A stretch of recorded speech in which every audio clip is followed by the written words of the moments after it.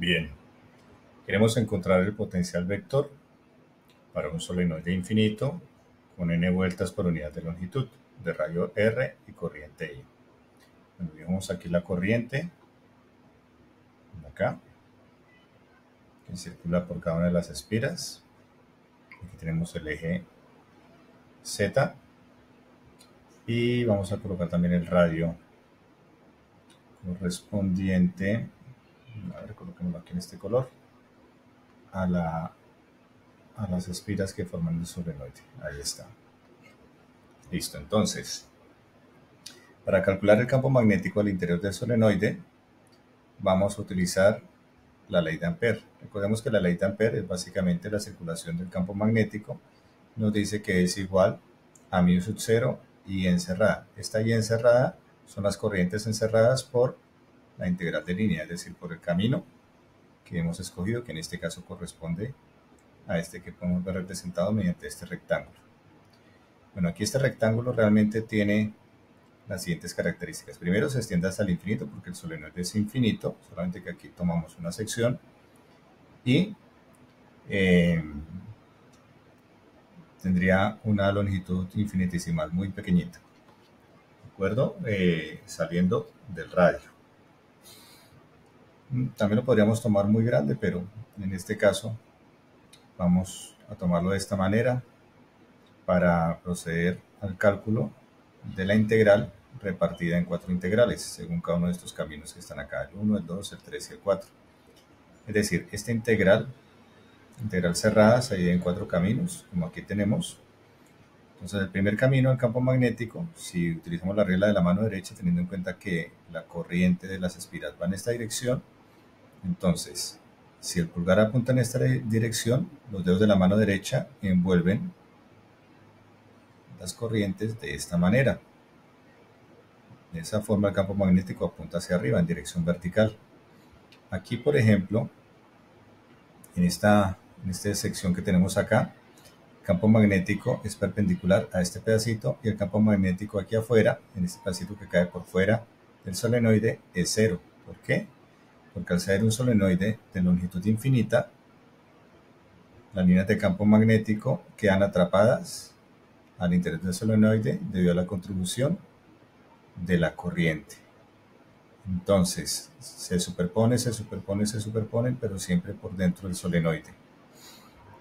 Bueno, otra forma de hacerlo es calculando la expresión del campo magnético de una sola espira en el centro, luego extendiendo eso a cualquier punto sobre el eje Z y luego integrando entre menos infinito e infinito la expresión correspondiente. Pero acá seguimos este camino por cuanto es mucho más fácil utilizando las propiedades de simetría del problema. Entonces, como mencionamos, esta integral se divide en 4 secciones. Esta primera sección que corresponde al interior, esta segunda sección donde a su vez se divide en 2 partes. En la primera parte de este pedacito de esta sección, el B es perpendicular al desplazamiento, por ende la contribución a la integral es 0. Y en la segunda parte, la que cae por fuera del solenoide, el campo magnético, en ese pedacito es 0, por ende no contribuye a la expresión integral. Lo mismo ocurre con esta integral que está acá, donde el campo magnético es 0 en el exterior del solenoide, como ya mencionamos, y aquí va a ocurrir algo similar a lo que ocurrió acá. De tal manera que la única contribución efectiva es la de la primera integral. Ahora, recordemos que la ley de Ampère nos dice que la circulación del campo magnético es igual a μ sub 0 por la I encerrada por la integral de línea correspondiente, por la curva correspondiente, que es esta que está aquí. Esta curva que está aquí, si se supone que se extiende hasta el infinito, encierra el número de espiras total, que serían infinitas, vamos a llamarlo n, donde n tiende a infinito, por la corriente que lleva cada una de las espiras, de tal manera que la corriente total que encierra es n por i, siendo n el número de espiras, n mayúscula. Listo, entonces reemplazamos esta i encerrada por n por i. Tenemos entonces que la integral sobre el primer camino de b punto dl es igual a μ sub 0 n por i. Ahora, como b es constante sobre esta línea, ya que cada una de las espiras está contribuyendo con la misma intensidad, en la misma dirección, en cada uno de los puntos, es decir, esta espira que está acá contribuye con un campo magnético acá, Esta espira que está más cerca contribuye con otro valor de campo magnético, pero por aquí hay otra que también está contribuyendo con el valor de campo magnético acá. Y lo mismo ocurre si analizamos para cada uno de los puntos sobre este camino, de tal manera que por simetría la intensidad de campo magnético sobre cada uno de estos puntos es la misma. Por ende, B es independiente de qué lugar del camino nos encontremos. Es decir, B es independiente del de L. Ahora, como el B tiene la misma dirección que el de L, el producto punto es igual a la magnitud de este por la magnitud de este por el coseno del ángulo que hay entre los dos, que sería 0, puesto que van en la misma dirección. Por ende, me va a quedar que esta integral es igual a B por L1. Entonces, este L1 pasa a dividir, pero este L1 viene a ser la longitud total del camino, que se encuentra cuando n tiende a infinito. No hemos tomado el valor del límite. Y entonces tendríamos que B es igual a mu sub 0 n mayúscula por I sobre L. Ahora vamos a renombrar a n sobre L como n minúscula, que viene a ser precisamente n vueltas por unidad de longitud. Si tengo n vueltas sobre L, viene a ser como la densidad de espiras. Es una forma de interpretarlo. Entonces, esto es para evitar tener que precisamente integrar entre menos infinito e infinito y complicar las cosas innecesariamente. De esta manera, entonces, tenemos que el campo magnético es igual a mu sub 0, n por I, en dirección de K unitario, siempre y cuando ρ sea menor que r. Recordemos que ρ es la distancia radial desde el eje Z. Ahora, por otra parte, tenemos que el rotacional de A, del potencial vector magnético, es igual a B. Pero, si esto es así, entonces la integral de superficie de rotacional de A es igual a la integral de superficie de B. Entonces, si es una superficie abierta, tenemos un flujo magnético. Ahora, por otro lado, tenemos que el rotacional de A, la integral de superficie del rotacional de A punto de A es igual a la integral de línea cerrada de A punto de L. Esto se deriva de los teoremas de cálculo vectorial, esta expresión que está acá. Bien, mientras que esta integral se realiza sobre la superficie, esta integral se realiza sobre la frontera de la superficie. Recordemos que tenemos una superficie abierta. Entonces, por ejemplo, si tenemos una superficie como un círculo, la frontera viene a ser la circunferencia que rodea dicho círculo. Bueno, y por otro lado tenemos que el potencial vector magnético es igual a mu sub 0 sobre 4pi, la integral de I de L' sobre R recursiva. Es decir, es igual a mu sub 0 sobre 4pi y aquí el I está expresado según la magnitud y dirección, es decir, la magnitud que viene a ser NI y la dirección que vendría dado en coordenadas cilíndricas en dirección de phi unitario. Bueno, eso sugiere que el potencial vector magnético está en la dirección de este vector que está acá, que viene a ser en dirección de phi unitario, como mencionamos acá. Por ende, esta integral se puede reescribir así como A, que viene a ser la magnitud del potencial vector magnético por su dirección, phi unitario, mientras que el de L pues va a ser expresado como dL phi unitario. Por ende, tenemos este resultado que está acá, y de aquí se desprende que como el de L es igual a ρ por d phi, entonces esta integral termina evaluándose entre 0 y 2pi.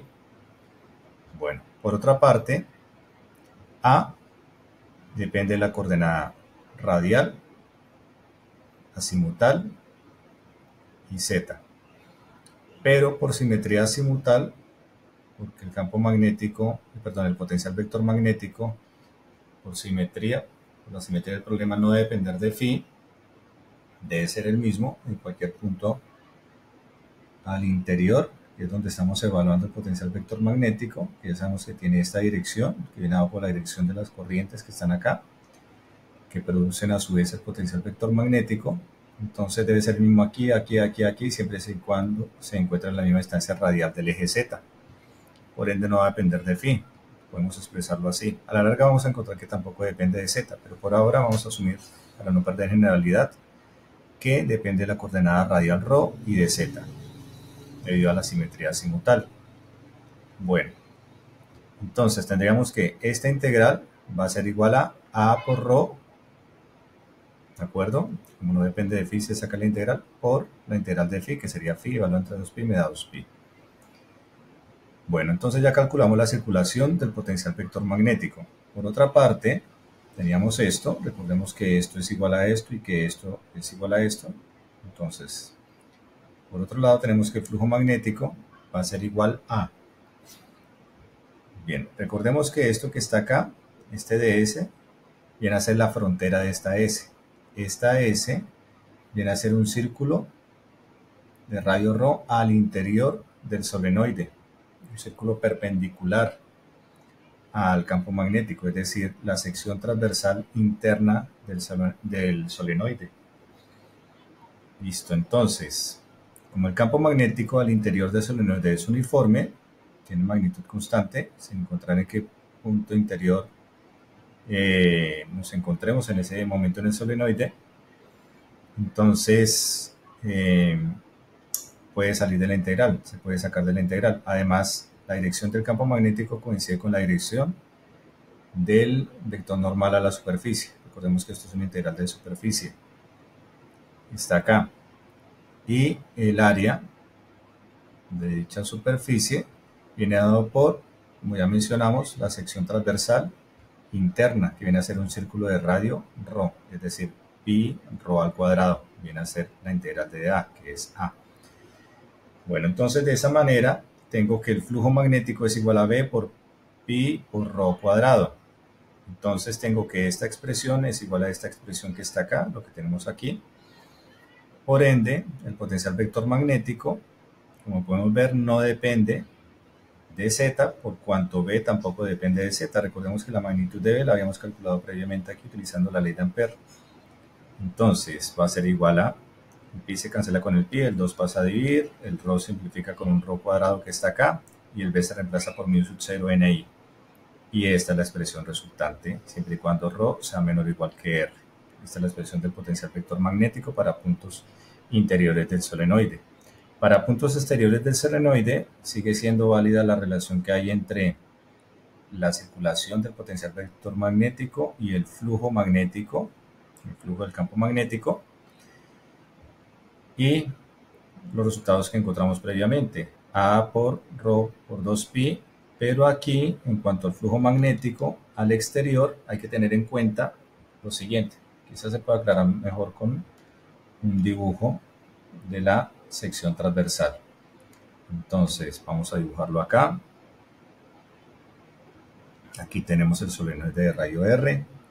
Inicialmente teníamos una región dada por esta sección que está acá. Y posteriormente tenemos una región dada por esta sección que está acá. Ahí quedó más o menos el dibujo.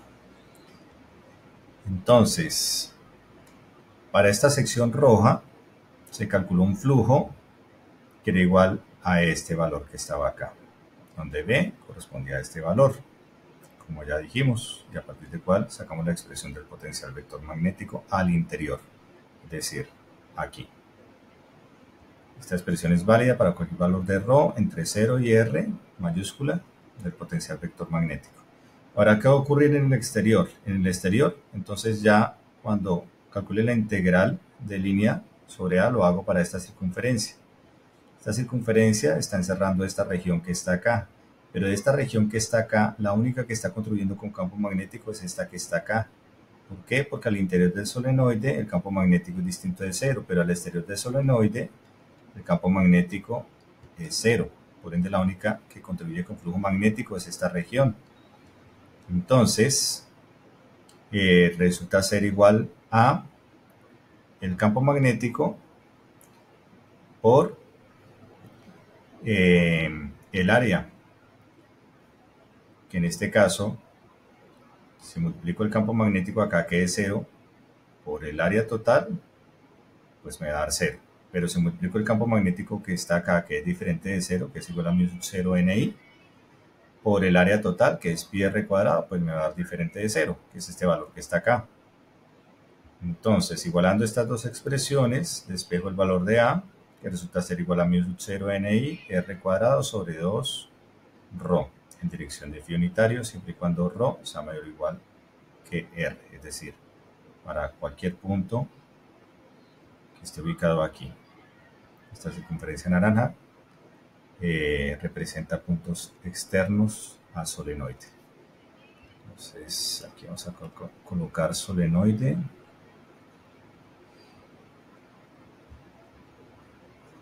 Listo. Y de esa manera tenemos el campo magnético al interior del solenoide, el potencial vector magnético al interior del solenoide y el potencial vector magnético al exterior del solenoide. Queda como ejercicio para el lector el verificar que al tomar el rotacional del potencial vector magnético tanto al interior como al exterior corresponde a los valores de campo magnético esperados. Hay que recordar, sin embargo, que hay que trabajar con el rotacional en coordenadas cilíndricas y tener en cuenta en qué región me estoy ubicando al momento de calcular dicho rotacional.